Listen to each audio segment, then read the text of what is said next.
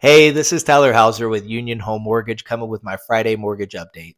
First, let's read the shirt. Rent is 100% interest. This is for all my renters out there sitting on the sidelines before they buy a home because waiting for interest rates to come down. When you're renting, you're paying 100% interest. That is all of your rent is a cash outflow that you'll never get back.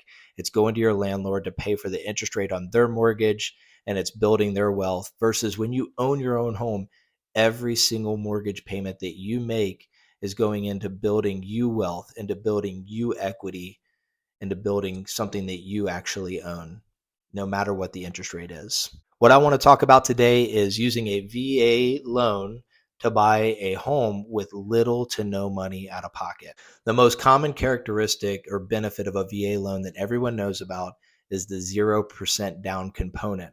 But that doesn't mean no money out of pocket. The veteran still has to pay for closing costs, which can be 2 to 3% of the purchase price.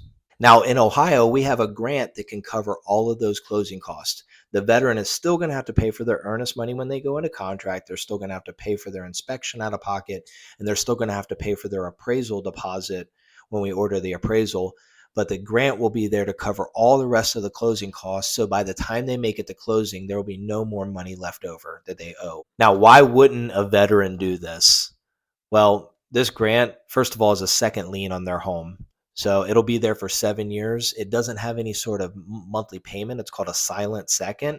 But if they ever do sell the home or refinance it within those 7 years, they're going to have to pay that grant back in full. And the other reason why is because it does come with a higher interest rate. Now, with all that said, why would they do it? Well, first of all, maybe they just flat out do not have the money to cover the closing costs.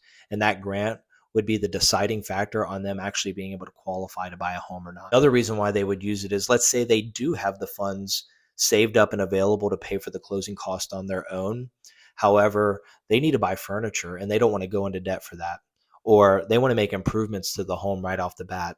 Or maybe they have some debt that they could pay off and that'd be a better use of the money. Or they just want to have a good, solid emergency fund left over.